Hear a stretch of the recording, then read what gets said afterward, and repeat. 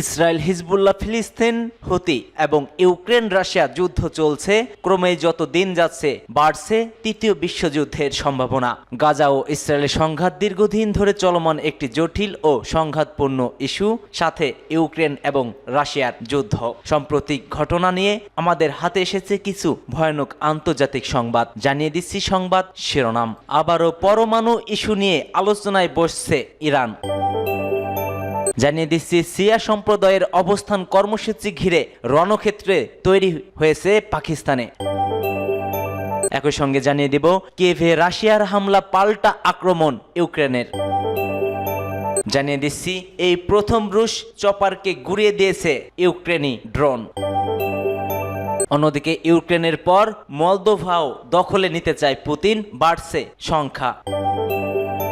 এবং সর্বশেষ জানিয়ে দেব হিন্দুরা 9 আগস্টের পর বাংলাদেশ থেকে ভারতে বেশি গিয়েছে মুসলমানরাই। এতক্ষণ শুনছিলেন সংবাদ শিরোনাম, এবার বিস্তারিত। তবে তার আগে কে কোথা থেকে আমাদের ভিডিওটি দেখছেন ও শুনছেন জানিয়ে দিন কমেন্ট সেকশনে। একই সঙ্গে কমেন্ট করে জানিয়ে দিন আপনার প্রিয় মূল্যবান মতামতটি। আর ভিডিওটি যদি ভালো লেগে থাকে অবশ্যই ভিডিওটিতে একটি লাইক করবেন, চ্যানেলটি সাবস্ক্রাইব করবেন, কারণ আমরাই সর্বপ্রথম আপডেট নিউজ প্রকাশিত করে থাকি।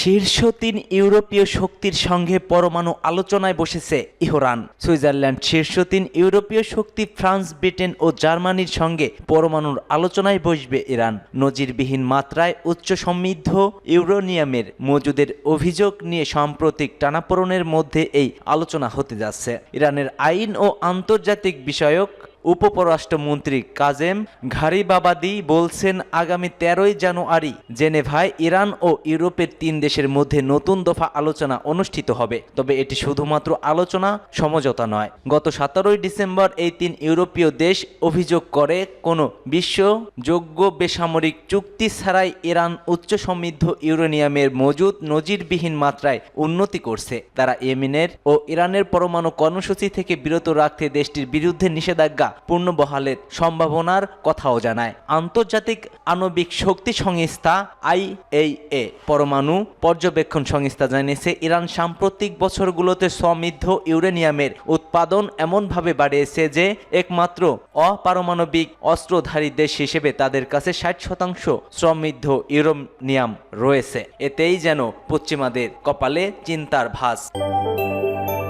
শিয়া সম্প্রদায়ের অবস্থান কর্মসূচি ঘিরে রণক্ষেত্র হয়েছে পাকিস্তান। শিয়া সম্প্রদায়ের অবস্থান কর্মসূচি ঘিরে রণক্ষেত্র হয়েছে পাকিস্তান। স্থানীয় সময় করাচিতে মজলিস ওয়াহাদাতুল মুসলিমা আবারও তাদের অবস্থান কর্মসূচি শুরু করেছে। ফলে নিরাপত্তা বাহিনীর সাথে রাজনৈতিক দলটির কর্মকর্তা ও কর্মীদের ব্যাপক সংঘর্ষ হয়। এ ঘটনায় আহত অন্তত অর্ধশতাধিক। এক প্রতিবেদনে দেশটির সংবাদ মাধ্যম সামা টিভি এ তথ্য নিশ্চিত করে। প্রতিবেদনে বলা হয়েছে, এই ধর্মীয় দলের কর্মীরা প্রাদেশিক রাজনীতির 10টিরও বেশি স্থানে অবস্থান কর্মসূচি পালন করেছেন এবং শেরশাহ মুরগিখানা, লাশবেলা এবং বালুচু কলোনিতে জড়ো হয়েছে। কোরাঙ্গি পাস, কায়ুমাবাদ ও ওরাঙ্গি পুরাতন সবজি বাজার এবং বার্নোস রোডের অবস্থান কর্মসূচি পালন করা হয়েছে। অন্যদিকে আহলে সুন্নত ওয়াল জামাত ও শহরের বিভিন্ন স্থানে অবস্থান কর্মসূচি গ্রহণ করে। করাচিতে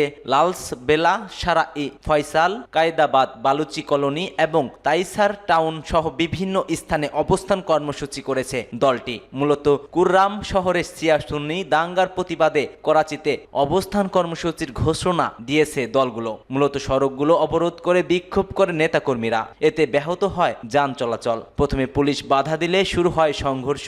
এ সময় বেশ কয়েকবার ধাওয়া পাল্টা ধাওয়া হয়। এক পর্যায়ে বিক্ষোভকারীদের লক্ষ্য করে টিয়ার সেল ছড়ে নিরাপত্তা কর্মীরা আটক করা হয় বেশ কয়েকজনকে। শিয়া সুন্নি দাঙ্গা ঘিরে গেল 1 মাস ধরেই উত্তপ্ত হয়েছে আফগানিস্তান সীমান্তবর্তী অঞ্চলটি।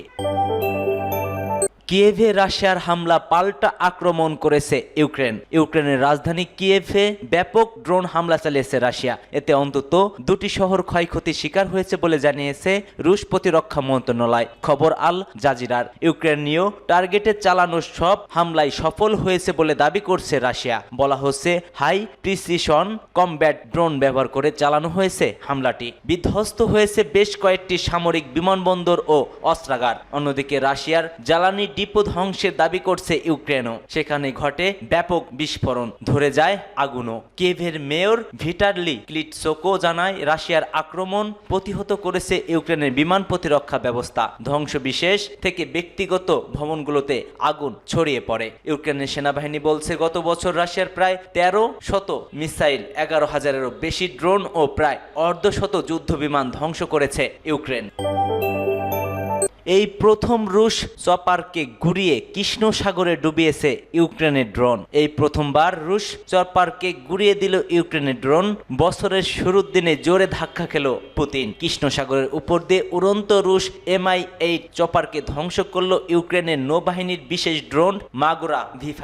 নেট ভুবনে ছড়িয়ে পড়েছে ভিডিওটিতে দেখা যাচ্ছে একটি হেলিকপ্টার উঠছে, অন্ধকার আকাশে উজ্জ্বল চেহারা তার। আচমকাই ঝলসে উঠল মিসাইল, আর সেই মিসাইলের ধাক্কায় ক্রমশ নিম্নমুখী রুশ চপারটি। শোনা গিয়েছে চালকের গলা, 482, আমি আক্রান্ত, নিচের দিকেই যাচ্ছি। বিস্ফোরণ ঘটছে, আমাকে ধাক্কা দিয়েছে, জল থেকে আক্রমণ করা হয়েছে, আর তারপরে একটা ঝলক আমি দেখিনি সেটা কোথায় গেল, কিন্তু প্রথমটাই আমাকে সরাসরি ধাক্কা দিয়েছে এবং কাছাকাছি কোথাও ফেটে গিয়েছে। আমি হেলিকপ্টারে বসেই টের পাচ্ছি বেশ কিছু সিস্টেম অকেজো হয়ে গেছে। উল্লেখ্য, 3 বছরে পূর্ণ হতে চলেছে, এখনো রাশিয়া ইউক্রেনের যুদ্ধের কোনো রকম রফা সূত্র মেলেনি। উল্টে যত দিন যাচ্ছে আরো ভয়ঙ্কর রূপ নিচ্ছে দুদেশের মধ্যে সংঘাত। এবার হয়তো এই ধাক্কা থেকেই আবারও পাল্টা আক্রমণ চালিয়ে যাবে পুতিন সরকার, এমনটাই সংখ্যা প্রকাশ করছে বিশ্লেষকেরা।